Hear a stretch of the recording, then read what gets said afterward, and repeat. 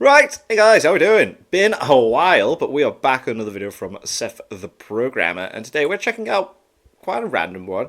What if Goku is actually trapped in the hyperbolic time chamber and betrayed? So I think I read the description of the video, and the what if is if Goku was locked in there by Whis and Beerus. So based off of some theory or something, I think Seth's then going to go, right, there's the funny meme thing. Here's how strong he actually would be. So, yeah, let's get into it. What if Goku was betrayed and trapped in the hyperbolic time chamber My for God. a millennia? Another strange, weirdly power scaling-esque oriented format turned into a meme that's been going around for actually quite some years in all types of communities. And honestly, I'm not shocked it has. These thumbnails go absurdly hard. Whoa! Oh my goodness, that's so sick. And it's just so utterly absurd and weird that it's kind of interesting. Whoa, So, that's hardcore. Similar to could Goku cripple beat Naruto? Mate, that was such that's such a funny video. I actually wanted to be that guy that takes this subject down and explains what would actually happen if Goku was trapped in a time chamber or Whis' staff, as some later versions do, and was forced to be in there.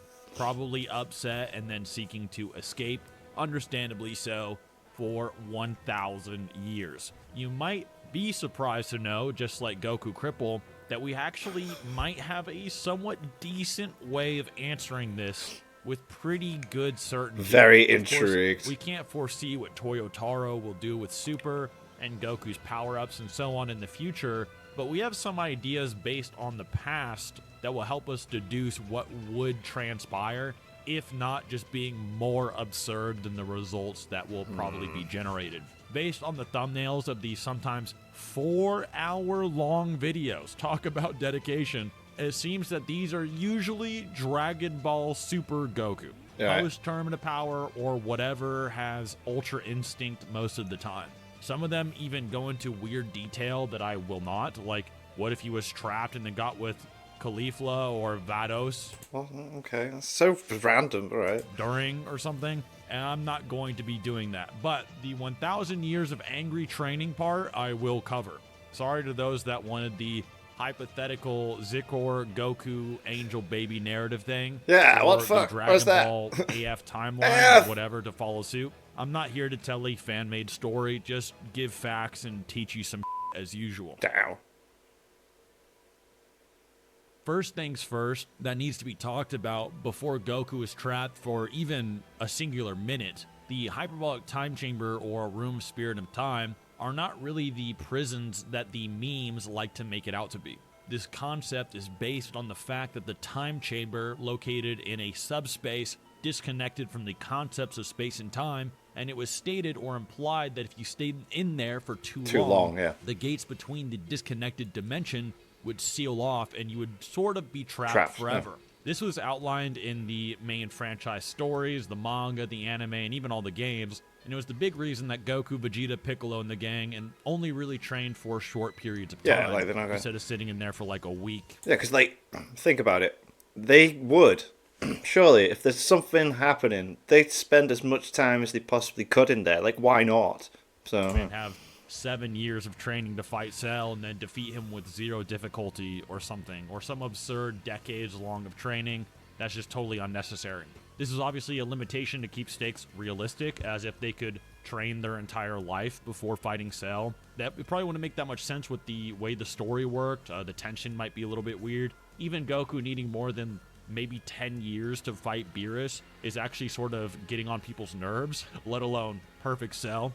But by the Buu Saga, Piccolo, who has the mind of Kami, believing this fact, decides to let Gotenks, the fusion of Goten and Trunks, throw hands with Super Buu to see if they can defeat him. But Piccolo's trump card, or last resort, was actually to destroy the door to the chamber and thus seal Super Buu and the boys in there forever so that they could never escape ever again. Which, in hindsight, is actually a pretty crazy decision. Then Super Buu starts having a panic attack and then it just creates, like, a ripple in space-time and... screams so hard, it rips a hole in the dimension, leading back to the real world with Super Saiyan 3 Gotenks following suit with the same Ki Scream attack, Super Buu with Ultimate Gohan absorbed later when he's facing the fusion of Goku and Vegito actually does this same attack called Outside Space, but can cover the entire universe with it and crush it with overlapping alternate planes and dimensions. In Dragon But anime only, isn't it, if I remember correctly? Ball Super, Vegeta also does something like this, but on a next level, where he sort of powers up so hard that he accidentally just destroys the entire chamber and then ends up on Kami's lookout and destroys the temple, which makes Popo super upset that he just sort of keeps basically nuking the palace of God on Earth by being careless with his strength gains. By the time of Dragon Ball Super Broly, Gogeta Blue and Broly punch each other to the point that they just end up in other dimensions. Which looks so cool. Being locked in a dimension isn't really Goku's thing. Even in Dragon Ball GT, he tends to escape alternate spaces, and in the video games, it's literally the entire story most of the time. The canon, not much different. So that's where we get to the, I'm not really sure what to call them, the angel chains. The or angel something. Maybe, chains. An aficionado of the betrayed and trapped genre can correct me, but it seems to be the distinction that keeps Goku locked. There's something quite weird about it. Okay, it's just... Locked away, keeps him from escaping, or keeps his energy close to him, maybe like Aizen's chair and suit. Okay. Bleach. That seems to be the reason that the meme evolved from the time chamber to more so Whis' staff, which has no real known limitations, and even the super tier characters struggle inside of it, and they have to control their energy hyper specifically to even be able to move in it. To break the staff, you probably need to be above Whis' level, I think, That's is the basic pretty damn assumption, high. making it a lot better than the angel chains. But we then see a combination of the angel chains and the staff in the final form of the format, which then leads us to the trapped for a millennia narrative, which makes more sense, but still not really, which I'll get into soon. That being said, let's get started with what we know, then we'll get into the hypotheticals with what we know. We have a few tidbits of alternative timelines and forms of Dragon Ball media that explore what future Gokus generally tend to look like in terms of their role in the story and what they should be able to do.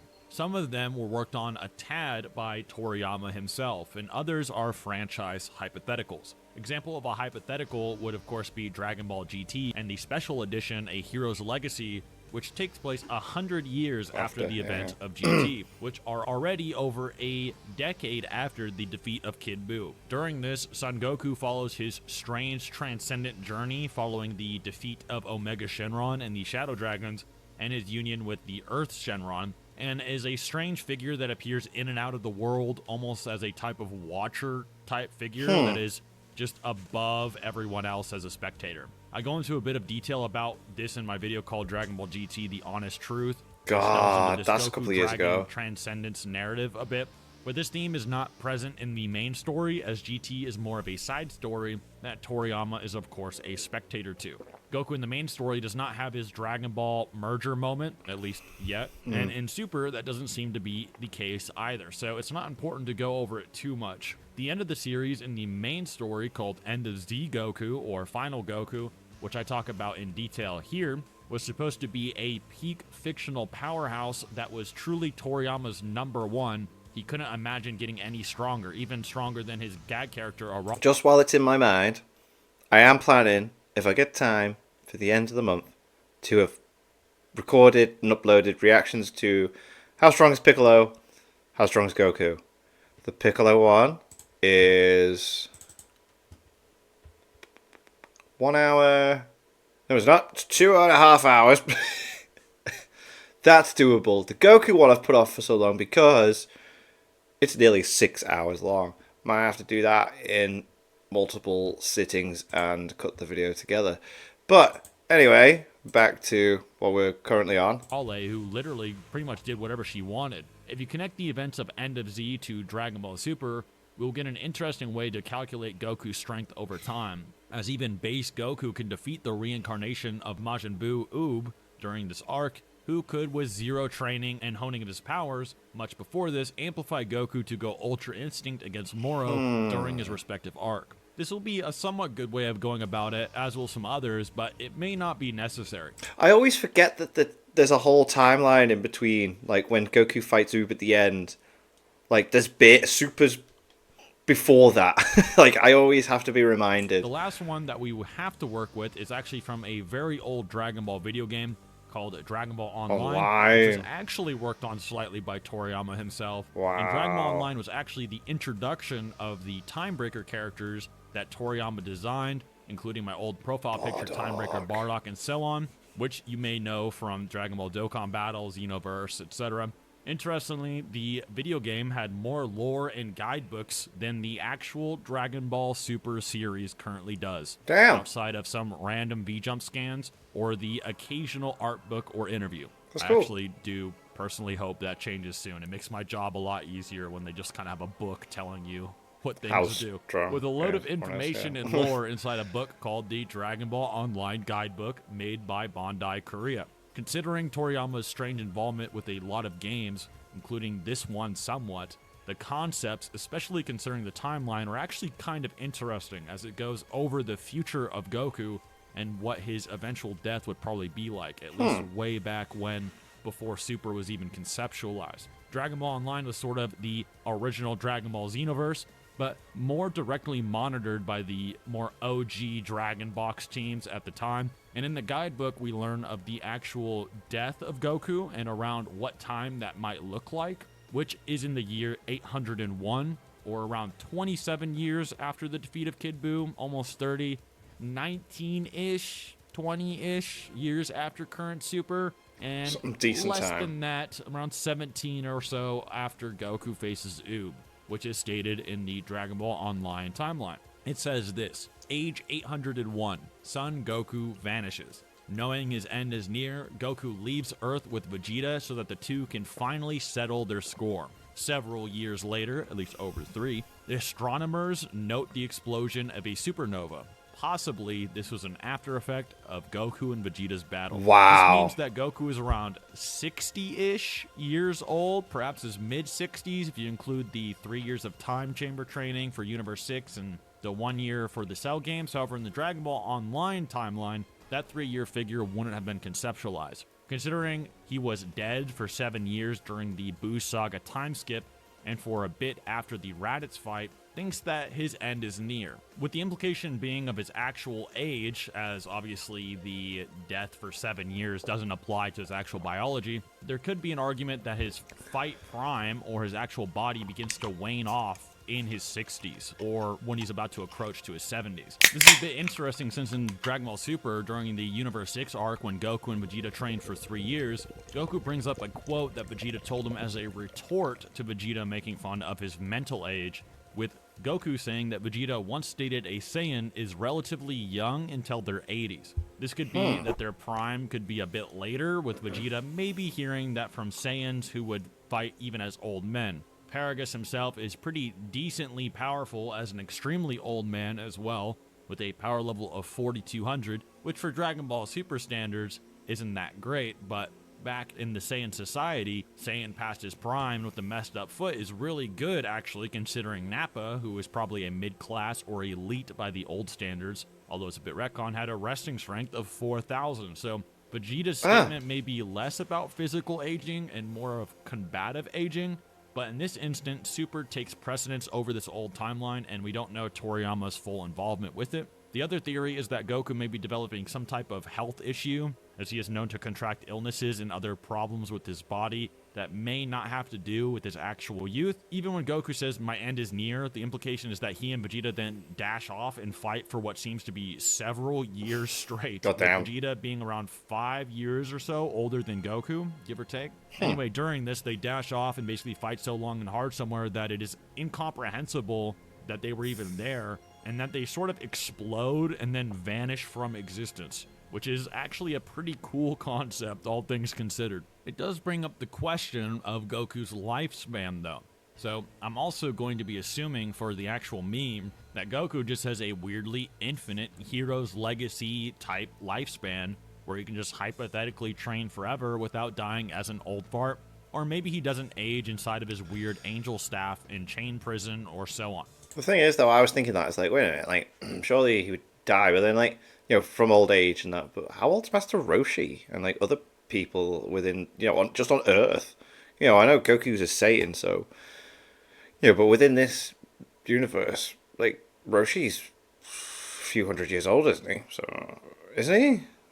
From here, we formulate a few things to calculate the strength gains that Goku would actually be able to do inside of this prison. It's implied he can train, as whenever we see him in these thumbnails or the post-training images that we do get, it's always something akin to him busting out and then fighting El Grande Padre in his super unsubtle, super buff dad form, or Evil Zeno 1 and 2 that he's killing in Ultra Instinct 500 wearing an angel fit or something for some reason. Maybe marrying Vados with his mastered god form or some weird, I don't know, man. Anyway, it's implied he can train. So the formulas. We can go a few routes. We can go the Super route, GT route, or the Boo Saga routes here. And there are also conversations we have to have concerning fusion, what it means to surpass those, and all types of stuff, as well as what it means to surpass God's Destruction, Angels, Zeno, and so forth. The Boo Saga training route and calculation is pretty safe for a few reasons.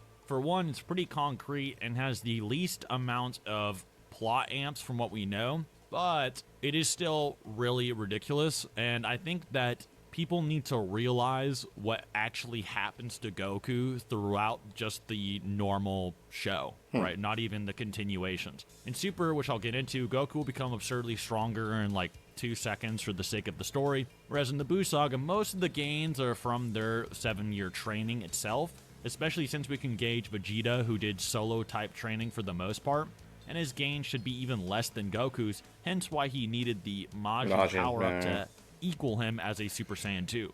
GT as well can be given a pretty safe pass, however, it's obviously just not the main canon story, and it'll be used as a potentiality.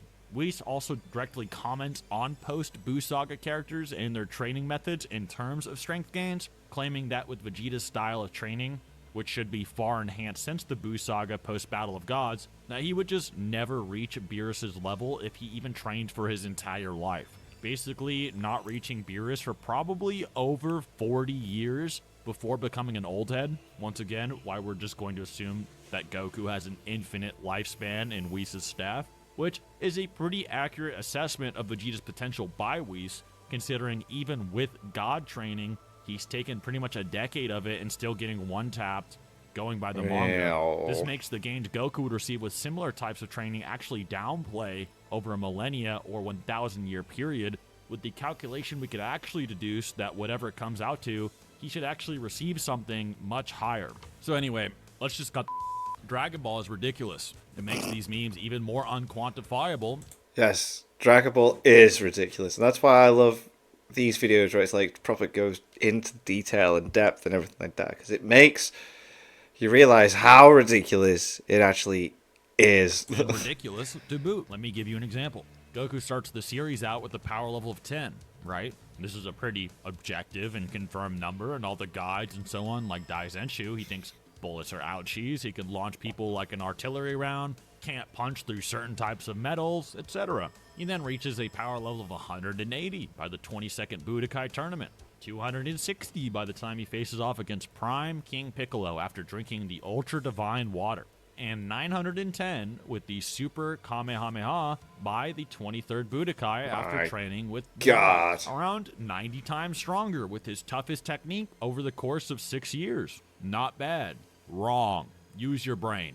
Goku goes from getting launched by Yamcha through some pillars with his ultimate move, the Wolf Fang Fist, to Goku blowing up Moon. The amount of energy needed for Yamcha to blast Goku away like that would require 6.9 by 10 to the 6 joules, or around 6 million joules. This is based on Goku at the start of the series being probably around 1 meter tall in height. Some people have tried to do hyper-specific calculations based on the size of his foot compared to Puar, and yeah, I'm not joking. Whatever. Just say he's 1 meter tall. Compare his 1 meter height to the pillars he's smashing through, making the width of each one around 40 centimeters. Assume the pillars are made of a generic rock or stone. Some have tried saying they could be similar to a type of white chalk rock in Egypt. Whatever. Find the volume of the 3 fragmented stone pillars in the general area, combine them together, insert the energy calculation for how much of the values of high fragmentation on that specific area of rock, and bam. Seems overly complex, but it's also sort of like saying he has enough power to level a building. So what does destroying the moon require? Well, the moon is actually easier to figure out, as well as the Earth What? Okay. itself, because it has something called gravitational binding energy, which you can Google yourself right now if you wish. If you surpass this value, the moon's gravity can't physically hold itself together. Neither can the Earth if you surpass its binding energy. Goku is stated in the Daizenshu to be able to then shatter the moon, just like Master Roshi did in the 21st Tenkaichi Budokai, if not just multiple times over. The moon's binding energy is generally considered 1.2 by 10 to the 29 joules. So what does that mean? I'm no good with notations, programmer. Can we cancel that guy again? It's basically like saying from the time Goku is bending car doors to shattering the moon, he would have gotten... I love that he's referenced the old... Wow, so... Okay, yeah, okay. I'm not even going to go into all those numbers and things that pop up there. I'm glad I didn't miss the Keemstar thing, though. 17 sextillion times stronger in 6 years. But that's also bull, because Goku surpasses Master Roshi, who could do this when he fought King Piccolo with a power of 260, let alone 910. Then Piccolo Jr. and Goku surpassed this so much that Goku Cripple can still beat up Kami, who can just make the moon. Then you may say, programmer, that's just because Goku is growing into an adult Saiyan. His potential was much greater at the beginning. No. Whoa. Krillin No. doubles Goku's power level less than 6 years later. Doubles it with the same training that brought Goku to half of that level. He quite literally one-shots 6 creatures who would all individually manhandle moon-shattering Goku with 0 effort, and he is just a dwarf man.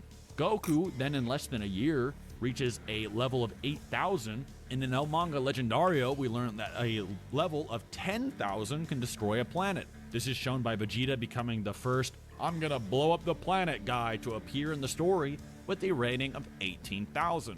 With the Earth requiring 10 to the 32 joules to destroy, multiple orders of magnitude above a moon. Then Goku goes from 8,000 to 90,000, training for literally 6 days. Over 10 times the power level in 6 days, to the point that the Ginyu Force say this has nothing to do with him being a Saiyan. He is cracked. Frieza has calculations he can destroy dwarf stars by nuking a planet. I love it. It's like, no, this guy just is just insane. Like, I don't care. Like, the Saiyan thing might help, but no, that's not what's happening here. This is ridiculous. I love that. With 10 times the mass of Earth, with the Ginyu Force just like, nah, it's just cracked. one finger so hard that it launches the debris into the void of outer space at much faster than light speeds. Goku then has his body get beat up one time and goes from 90,000 to 3 million, over 30 times stronger from one ass beating before fighting Frieza,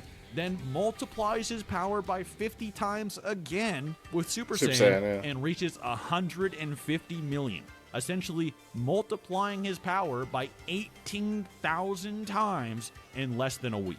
These levels, as we discussed earlier, aren't even linear half the time, with Frieza creating a supernova so large by nuking Namek, you could see it light up the entire galaxy it took place in. It got so absurd that these numbers we gassed up for blowing up a moon became completely irrelevant months later, as Goku just accidentally blows up planets in Namek's solar system as he haymakers one of Frieza's attacks away. So Toriyama saw all this and had some foresight and was eventually just like, okay, so yeah, the power levels, not gonna be a thing anymore.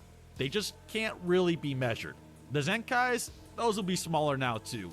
Whatever. Also, Cell can, like... They should have never put power levels in 7 Deadly Sins, just saying. Destroy a solar system, probably.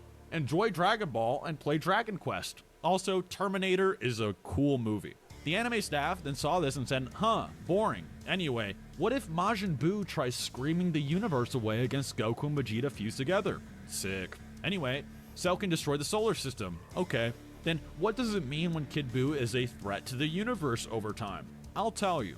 Even if Kid Buu systematically shredded every galaxy in existence over time, rather than like three-shotting the universe, it would have insane training gain connotations.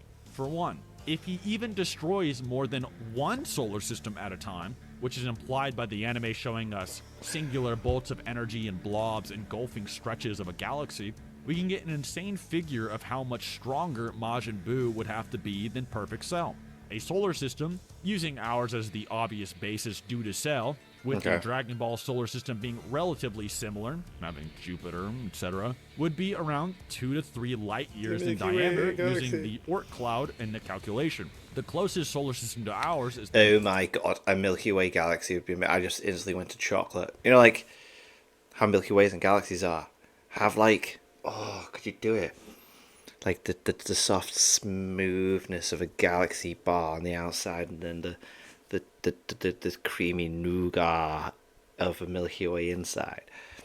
Could it be done? Can it be done? Make it done. Do it now. Alpha Centauri, which is 4.35 light years away, Please. with its own diameter to boot. The Oort cloud is also far and away from the usual string of planets in our solar system, many magnitudes farther than the string of planets we know of that Cell and Toriyama was likely referring to. So to even shoot a straight beam from X to Y solar systems would be exponential in nature. But to create a blast that completely engulfs a solar system, crosses the light years of void space in between, and then engulfs another solar system is far more than just destroying 2 solar systems. It's not just 2 times as powerful. As a little side note, there is a Daizenshu quote that actually calls the Dragon Ball solar system a galactic nebula, but this is more than likely a mistranslation or a slight mistranslation to simply say it resides within one rather than that's what it is. Anyway, right. Some will suggest that the crossing of systems would require something more like 680 billion times more joules in energy to destroy multiple solar systems, assuming the energy is equalized throughout the entire distance and omnidirectionally, compared to just the bare minimum of blowing up one. So let's be serious here for a moment. Majin Buu isn't just destroying a few solar systems with his utmost maximum power every few minutes, getting really tired, passing out, and then being called a threat to the immediate universe, probably within the 1,000-year lifespan remaining of the old Kai left. There are billions upon billions of solar systems in a galaxy, and billions upon billions of galaxies, and then some in the universe that is ever expanding and endless, as confirmed in the many guidebooks and by Dragon Ball Super. As a side note, the 4 galaxies thing, such as the North Galaxy, South Galaxy, etc., from the past, was confirmed to be quadrants of the universe and not a single galaxy. We also see this just directly shown in Super. Kid Buu is doing all of this with a grin on his face as he's shredding this universe and its galaxies apart, and not even really trying in quick succession. With some saying he's even a threat to the actual Grand Kai planet as he just zips to the afterlife to get smoke with the people he just killed, and which orbits a universal-sized planet known as Heaven. Goku then has to surpass Majin Buu, or at least rival and entertain him somewhat, with 7 years of training and Super Saiyan 3, whereas he was basically a Super Perfect Cell victim before the time skip. You may accredit this to Super Saiyan 3, nah, not really. Unlike Super Saiyan, which gives you a battle power 50 times, with battle powers kind of just being linear or exponential depending on the plot, Super Saiyan 2 and 3 are completely linear and don't use power levels. Super Saiyan 2 multiplies whatever grade 4. I'd say 3 coming after 2 is pretty damn linear. Super Saiyan 1 is by 2 times, and Super Saiyan 3 multiplies the strength of Super Saiyan 2 by 4 times. But the guidebook, the Super Exciting Guide, goes out of its way to differentiate that it's not the power level in question, just the actual raw strength gains for the form's transformation. Okay. Meaning Goku had to reach an absolutely ridiculous level in the Buu Saga, irregardless of Super Saiyan 3 bumping him up a few levels. It's sort of like Super Saiyan 2 Trunks just getting smoked with Super Saiyan 3 Goku in the anime during the Goku Black arc. Whis then makes fun of them for these levels of training gains, and I'm not joking, Vegeta Super Saiyan God level and beyond half a year later.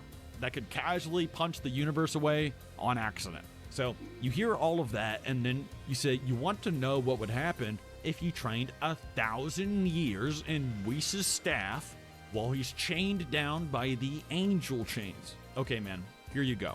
Since you kind of heard how the super method may work, I'll let some of you do the math. This is gonna be ridiculous. Let's start with the GT method first, because this is actually the downplay method upon further inspection. Is not even accurate within GT itself, but it is the easiest to digest and calculate and give you as an example. Okay. The Dragon Ball GT method. Blah. Throw up. The GT method is based on you just throwing your face in a bin and being sick after what you just watched for 30 seconds and then just forcing yourself to not watch any of the rest. But then you do anyway, and then you're just constantly throwing up over and over and over again because it's GT. It's the only way you can watch it, by being sick all the time, because it's just awful. On how people would use it to calculate, back in the day, how strong post 100-year time skip Goku was in the special many years ago. Fun fact, the GT method may have been somewhat more accurate in hindsight than it really should have been, for the mere fact that the GT Perfect files, kind of like the GT Daizenshu or Ultimate Guidebook, actually says Super Saiyan 4 Gogeta is the strongest guy in that book, even stronger than 100-year time skip base Goku. But who knows if that was included with their calculation or statement. Anyway, the basic there's hero stuff. I know that from watching Team 4 Star's Dragon Ball BS basic series. idea is that after the 15-year time skip from the defeat of Kid Buu to Dragon Ball GT, Goku surpasses or rivals his Super Saiyan 3 state from the Buu arc at the bare minimum, as he fights General Rildo, who rivals either a post-time skip Majin Buu or Kid Buu in power. Goku generally seems to have fun with him until Rildo gets amped and Goku goes Super Saiyan. Super Saiyan 3, as we discussed earlier, is 4 times the Super Saiyan 2, which is 2 times that of Grade 4 Super Saiyan 1, which is over 50 times the battle power of the user. Grade 4 Super Saiyan 1 is a debatable subject as it's stronger than Grade 1 due to the zero energy usage and drain from transforming that wouldn't hinder a more maximized multiplier and ability to stress your power output without as many restrictions. For the sake of it though, people like to slap the ubiquitous 400 times for Super Saiyan 3 because it's just so simple. Since this is the downplay and ultra lowball method, we're going for it. We'll use 400 times for 15 years post Buu Saga. There's not one moment in the series, by the way, where 15 years goes by and the cast does not get more than 400 times stronger. Never happens. Oh, okay. Because everyone, they try and keep it consistent, don't they? I mean, to a degree. Like, you still got Yamcha and Krillin and that are always lower, but then they always introduce stuff that's more powerful. They do the thing. Okay, yeah. Whether an original Dragon Ball Z, Super, or GT, never happens. The story almost always seems to be what's the next step beyond destroying X, which is almost catastrophically stronger by an absurd amount of orders of magnitude. If you then divide a millennium, 1,000 years, by 15, you get a little over 66 times. Sure. So you would basically then multiply by 400 every 15 years, 66 times, or 400 by the 66th power, which would look a little something like this, which I've never said this in my life, but 5.4 sexquinquagintillion. I hope that's the right word for it. What the fuck? Let's try and read that. Sexquinquagintillion. Sexquinquad. I want to say this like sexquinquagintillion. There you go. Said it. That's how you say it. It's official. Yes, sexquinquagintillion.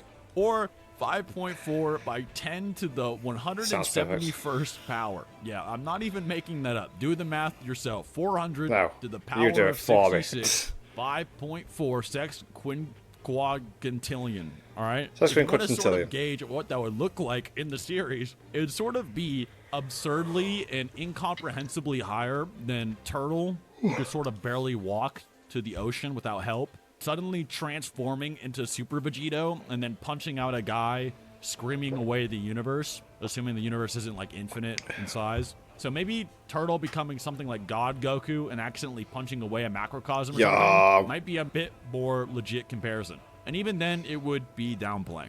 That being said, it's sort of not relevant to calculate the other methods. No character in the series with a finite power above Goku is over 5.4 sexquintillion. Such a quintillion. This level of power Such a is so ridiculous that Goku would snap his finger and the entire world of Void and all the fighters in the arena would explode. So imagine if King Vegeta came to Earth and waved his hand and nuked the planet and the moon. That's not even in the same category as God Goku, and that would still not even be remotely a decent comparison to what he would do to Jiren and all the fighters there. Even Whis uses a finger to stop Moro, and the Grand Priest uses a finger to stop Beerus. Goku would not need to do that. They would all fall unconscious in his general vicinity, just like Vegeta did with Beerus at the start of Battle of Gods. Here is really the maximum you can say for Beerus compared to God Goku, without kind of making a lot of assumptions. God Goku gets God in base, or his God powers in base, and can multiply his God power by over 400 times by stacking Super Saiyan 3. Then if you say Super Saiyan God is equal to 3 for simplicity's sake, even though it can one-shot that level in the manga, multiply by 50 times for Super Saiyan Blue, you get about 20,000 times. The Super Saiyan Blue multiplier is mainly put on display in later Super concerning the anime. I got some questions about this, but where we see Super Saiyan God Goku struggling with base Kefla, and then Blue Goku struggling with Super Saiyan Kefla, and in Broly it's a bit more visually shown, with Blue Goku fighting full power Super Saiyan Broly, whereas they were using their god forms to fight him in his Uzaru base state before. Then Goku, by the end of the Goku Black Arc, surpasses his Kaioken times 10 from Universe 6 by facing off against a stronger and more bloodlusted Hit with assassination techniques with base Blue, and then stalemates him, making him over 200,000 times stronger. Then Goku and Vegeta... They're big numbers, man. 200,000 times. Super Saiyan 2 Kefla, who surpassed the power of Omen 2 Goku, who surpassed the Kaioken times 20 Spirit Bomb. When Vegeta begins to adapt to Jiren, whose power is stronger than any he's ever felt before, and everyone thinks Vegeta might have put Jiren down with his adapted Final Flash, nope. The Spirit Bomb is stronger than Kaioken times 20 Blue and is also enhanced by its strength, making it over 40 times Blue Goku. I'm going to have to go pee. Give me a second. Let's get back into this. 8 million times stronger than Battle of Gods Goku. Kefla then reaches this level in Super Saiyan and goes Super Saiyan 2 at least 2 times, so 16 million times. Goku and Vegeta then reach Kefla's level in base Blue, then can enhance their powers with Blue Evolution and Kaioken times 20 again, which would be about 320 million. Goku then surpasses this in Omen 3, which would be over 2 times as strong as his Kaioken times 20, going by history's sake. And in fact, Goku and Vegeta with Android 17 all combining attacks together is less efficient than just Omen 3. So, did you just say Android 16? Making him over 200,000 times stronger. Then Goku and Vegeta surpassed Super Saiyan 2 Kefla, who surpassed the power of Omen 2 Goku, who surpassed the Kaioken times 20 Spirit Bomb.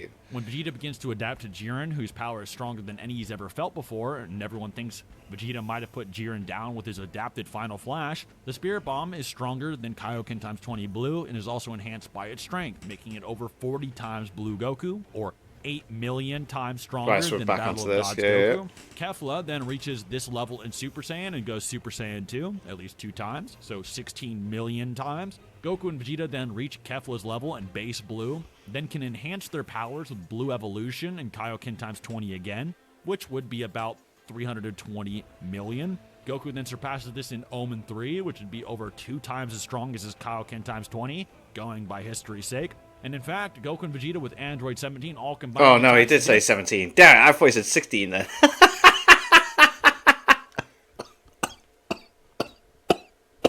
I thought I was being dead clever then.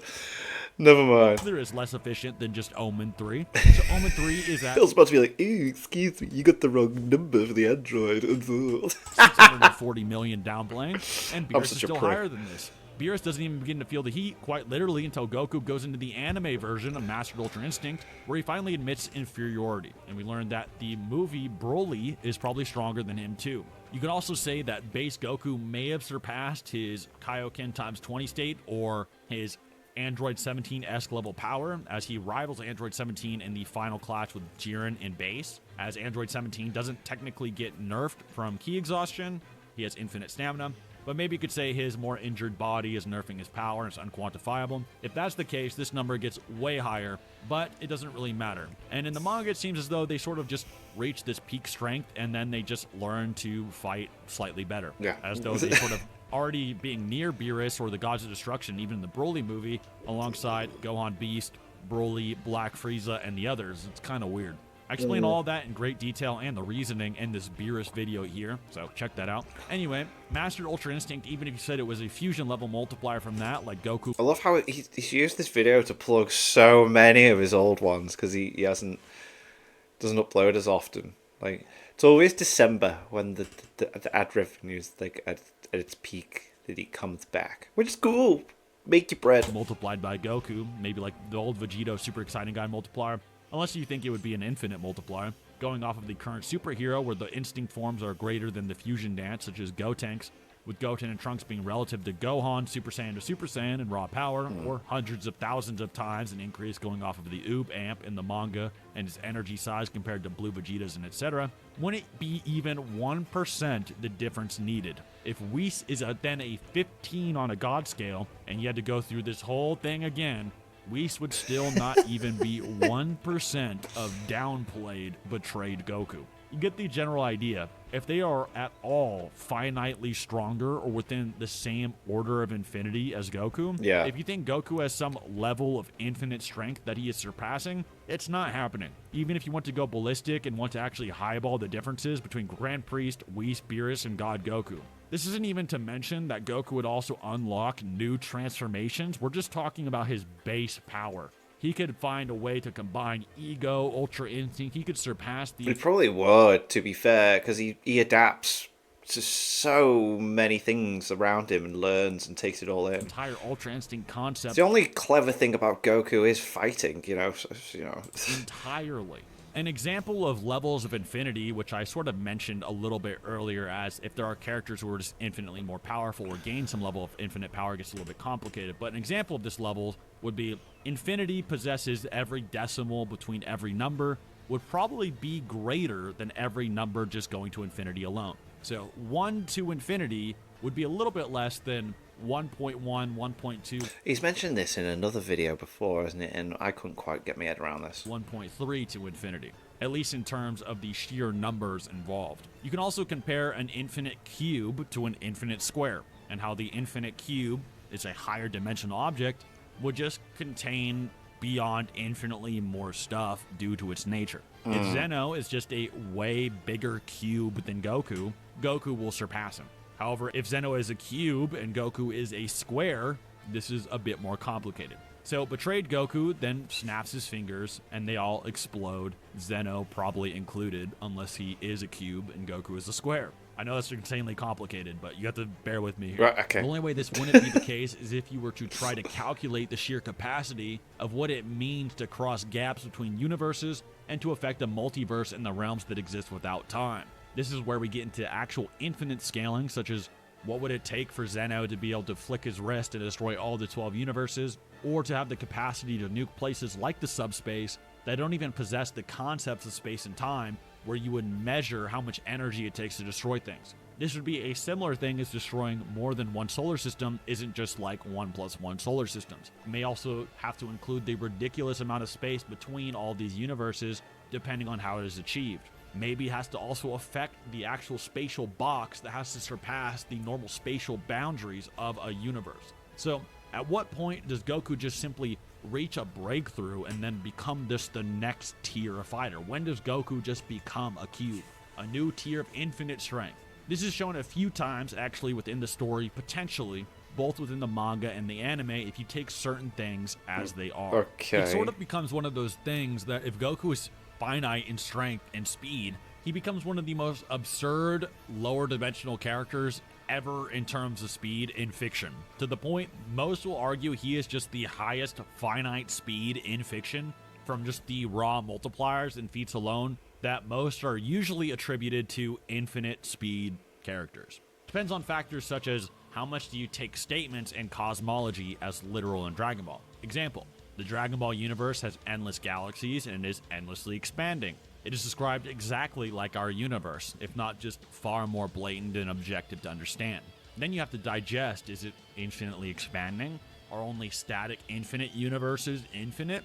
At what point is coding the universe with the ability to rip apart its entire space-time with alternate dimensions, not just surpassing the universe's dimensionality itself? Is Goku punching Beerus so hard that it makes an endlessly expansive, multi-universal macrocosm into non-existence, just not him reaching infinite power? What about when characters are just stated to have reached a level of infinite power? Example, Golden Frieza in Fukatsu no F movie on the website is just stated he gained infinite power to reach God Goku's level. Kefla states she just has infinite power. Jiren and Goku shaking an eternally expansive and infinite-sized Mugen realm, surpassing time and space. Zamasu fuses with the future, the past, and the universe, and is literally called, not even making this up, he is literally called, when he does this, Infinite Zamasu. And the only... I didn't know that was a name that he was given. They gotta be careful with it. Well, I suppose they don't. Like, when they make these things, they don't do it with, like, people thinking, right, I need to know how powerful that actually is. It's just a work of fiction that's meant to be entertaining, isn't it? But, like, there is this next level now where we've got Seth actually explaining everything down to the, when he surpasses him, who is then shown to be a next level threat, is Jiren, who then shakes infinity to the point that they seem to have the ability to manipulate things that don't even possess the concepts of space and time, like Zeno being able to destroy the subspace, or Goku and Jiren's energy shaking in a place with no space or time. It starts to get pretty absurd, but I understand why some may be skeptical or don't accept it. But if we do accept it, how long would it take on average for Goku to make these infinite type breakthroughs per se?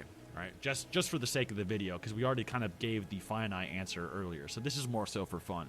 The first breakthrough most would agree would probably be Super Saiyan God Goku or Saiyan Beyond God Vegeta as a more grounded example, where they can just punch each other so hard that the endless universe would just not exist anymore, even while trying to hold back. By the time Battle of Gods comes around, most will agree Goku has been training upward around 30-ish years, irregardless of his body's age due to dying and training in the afterlife and so on. The problem with this is that Whis thinks Vegeta would never hit Beerus' level, even training his entire life, and Goku needed quite the amp and knowledge check to actually become a Super Saiyan God, meaning it could have taken more than his entire life to actually become that powerful, even more powerful than Super Vegeta, if he probably hypothetically even became a Super Saiyan 3 to an immense degree. Vegeta then, with the right training, hits this Super Saiyan God or Saiyan Beyond God level in 6 months of proper training from Whis. Frieza then does it in less time, reaching blue level in just a couple months from a rusty Namek Arc power level, whereas all the Saiyans are post-Buu Saga. However, Frieza doesn't seem to have done it again after training for 10 years in his own Hyperbolic time chamber of whatever kind and becoming Black Frieza. Unless you think current Goku and Vegeta in their instinct states are then infinitely more powerful than they were at the start of Super. Ooh, okay, yeah. After this, though, we then see characters who shouldn't even really be relevant at all in Super get amped, such as the Earthlings, Master Roshi, and so forth, just by witnessing Goku and his god levels fighting and training kinda hard to reach the next level. Goku Black also talks about his infinite potential, and sort of banks on Goku's infinite potential and his body's potential reset with similar stats and god knowledge to reach an even higher tier than the Blue Saiyans for his master plan. That being said, Goku seems to reach Super Vegeta's level and beyond in most forms of media after training for around 40 to 50 years at the bare minimum, even without god training, and with god training seems to be able to skyrocket these tiers exponentially. In the manga, Vegeta also reaches these god levels in base, even without Saiyan Beyond God becoming a main thing during the Goku Black arc. And a hypothetical you could also maybe suggest is that if End of Series Goku, or Toriyama End Goku, which was more so a concept before the continuations, has to be the strongest, and Zeno is an infinite tier higher than the rest, that he would surpass Zeno within 40 years, assuming Dragon Ball Daima doesn't keep Goku as a kid for another lifetime. For like forever, yeah. That being said, it depends on if you think Goku can replicate his infinite potential training within 1,000 years, let alone him almost doing it in 40 to 50 years just on his own. So, pretty likely. That being said, that's all there really is to say about how strong betrayed Goku would be. He'd flip his Betrayed. We've got crippled Goku and betrayed Goku now. wrist and the verse would explode if they aren't infinitely stronger than him. And even if they are, he would probably find some type of breakthrough and surpass them a few layers over before the series is even fully finished, if those concepts exist in the verse, let alone in 1,000 years of torture training and enraged. The only way he doesn't is if Goku is a finite being still and Zeno is like some beyond dimensionality omnipotent character. Then 1,000 years may not matter, even if Goku surpasses his own dimensionality infinitely over. So Zeno would just be above those concepts. Then Goku would probably need some very, very specific amps and training to do so. Maybe some like DC Comics type cosmology amp, unless you think Goku is that level anyway, which hey, some do. Anyway, thank you for watching. I hope you enjoyed this video. It was just for fun, so don't take it too seriously, but it is fun to just sort of brainstorm what these absurd memes would actually kind of look like and why they don't work at all, why they're probably not going to happen. But considering how Dragon Ball Super has already gone, maybe Toyotaro will just get some ideas. Who knows? Oh yeah, because of course the Gohan Beast thing was from Gohan verse, wasn't it? With the Blanco Gohan, the El Blanco form when he drinks the tequila. That was fun. I like Seth's videos. It's always fun for checking out and stuff. And he referenced the drama with Keemstar and that was cool.